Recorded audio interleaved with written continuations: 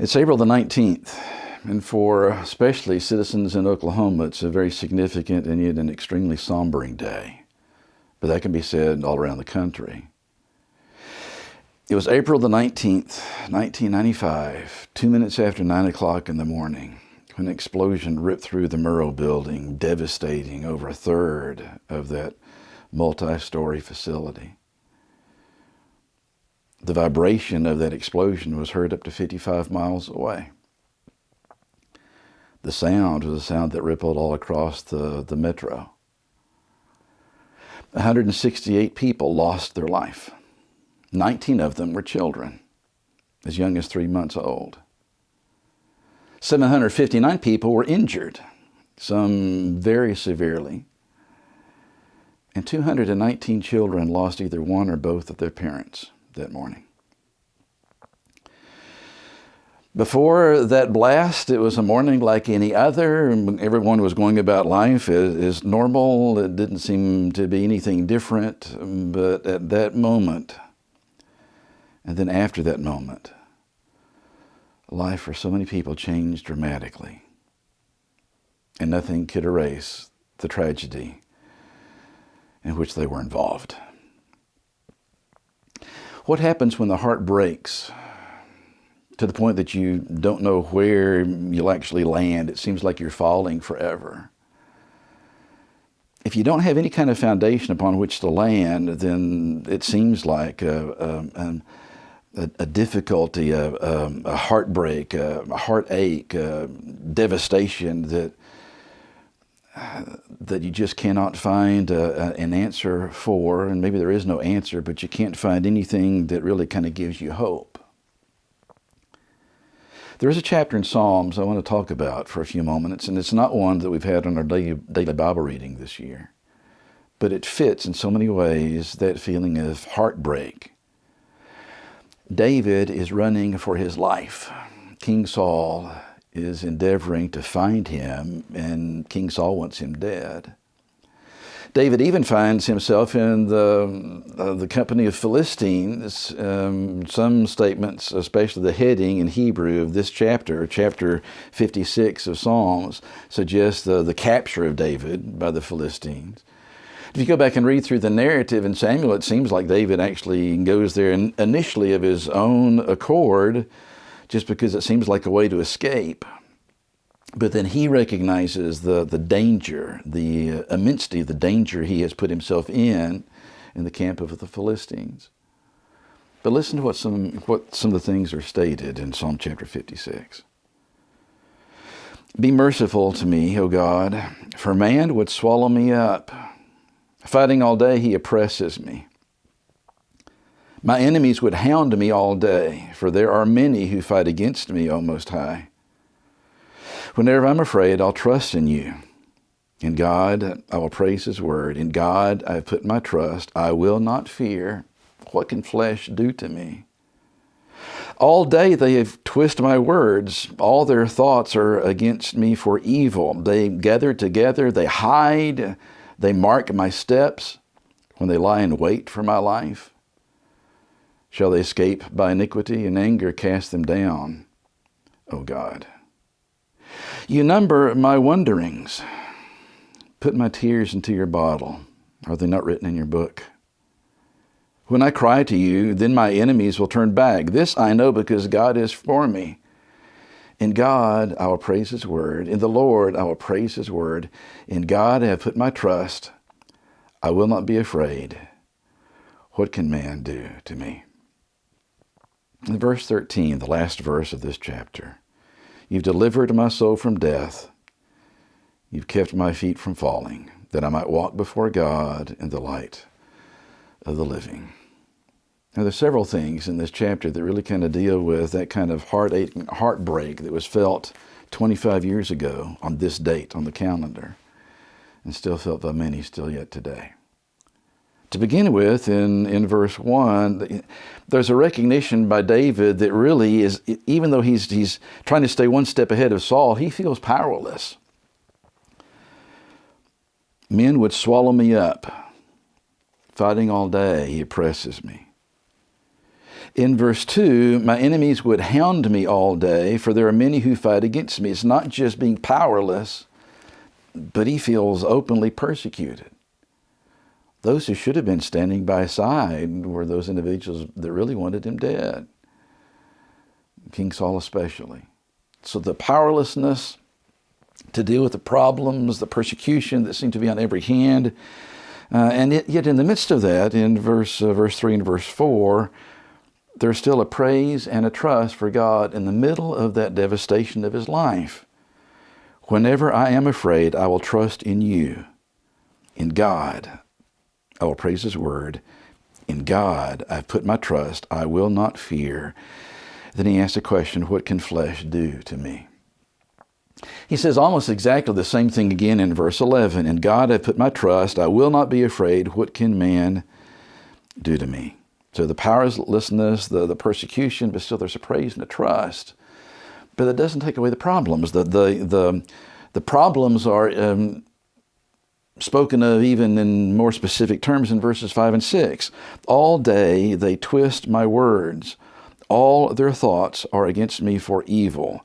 They gather together, they hide, they mark my steps when they lie in wait for my life.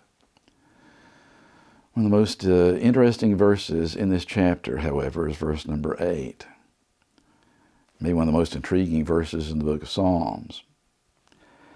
You number my wanderings, put my tears into your bottle. Are they not written in your book? God's bottle of tears. It's been written about, spoken about, conjectures have been offered for actually what this means. If you go back and read through some commentaries on the book of Psalms that have been written decades ago, and some even fairly still modern, they'll talk about back in ancient times, in a lot of burial places, they find really small glass jars. And the conclusion of many over the years has been that those who are mourning for the one who has passed have actually captured their tears and put them in these little bottles and had those bottles buried with the body of the deceased. And in recent times there have been individuals that are questioning whether those bottles were bottles for tears or bottles for something else that were buried with the dead. But the phrase that's used here, David talks about his tears being put into God's bottle.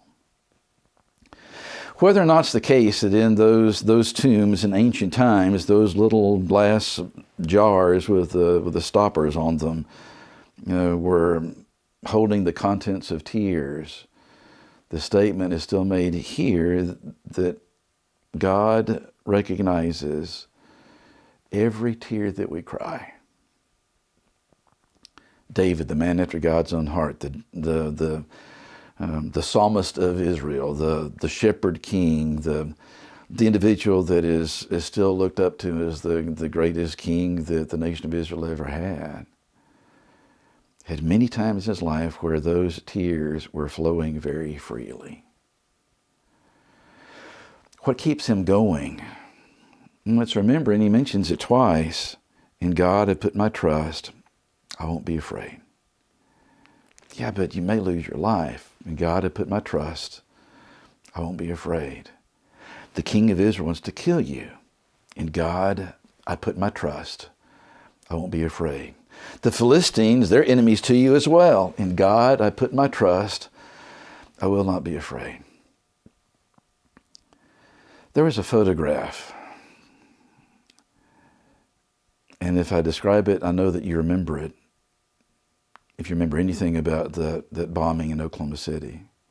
It was a photograph of a firefighter who was cradling a severely injured little bitty girl. She didn't look much more than an infant, barely a toddler. That little girl was taken to the hospital and later died. The picture itself was seen in newspapers and magazines. In fact, it actually won a Pulitzer Prize for a particular category of photography dealing with news. in 1996.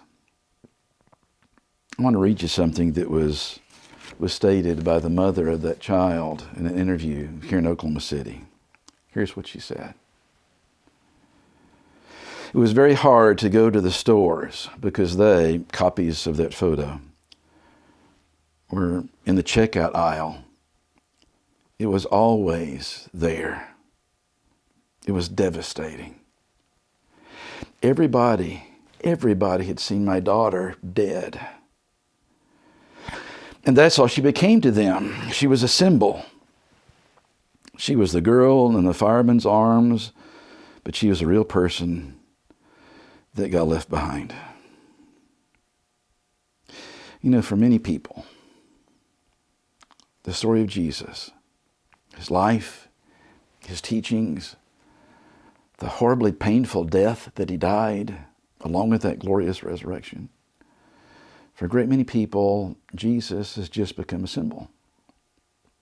That's all he is.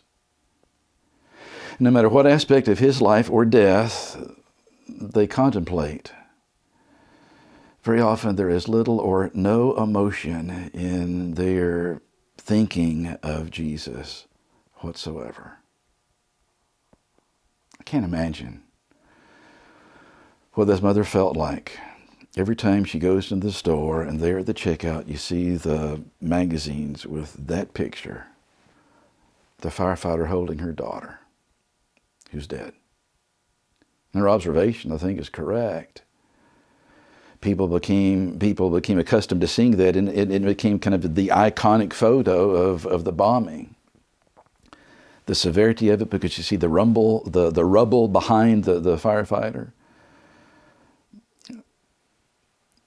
The emotion is something that comes across in that photo. Devastation, death, people doing everything they can to try to find survivors. And then this little girl dies in the hospital. Whenever you partake of the communion, it's what some religious groups actually call the Eucharist.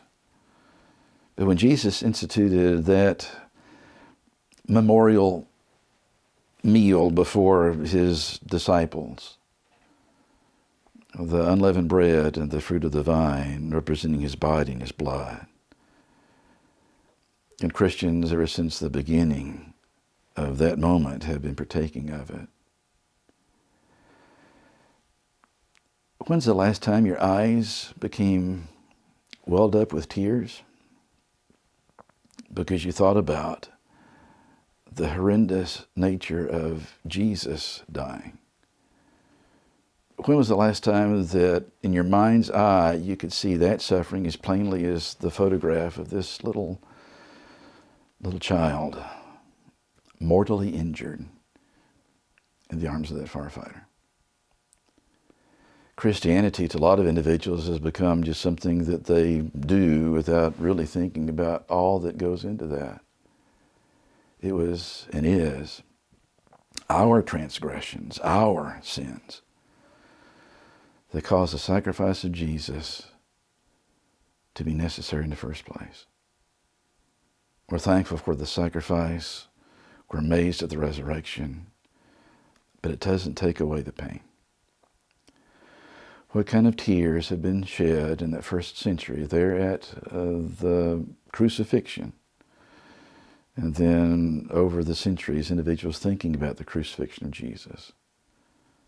To the point that after so much time has passed, the amount of tears, the emotion of the heart, just doesn't seem the same.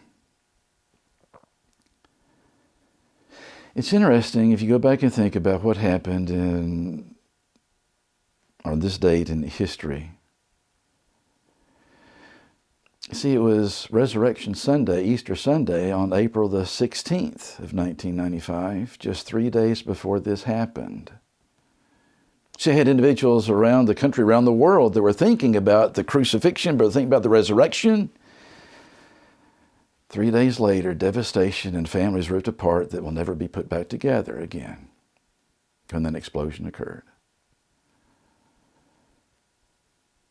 We think about life we think about the fact that it is limited.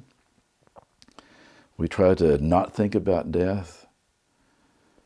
But shouldn't we always reflect upon the sacrifice and the death of the very Son of God who died for you and died for me? And may our heart never get so cold that we cannot shed a tear as we think about the significance of his death and what that means for us. Please stay safe. We'll talk again soon.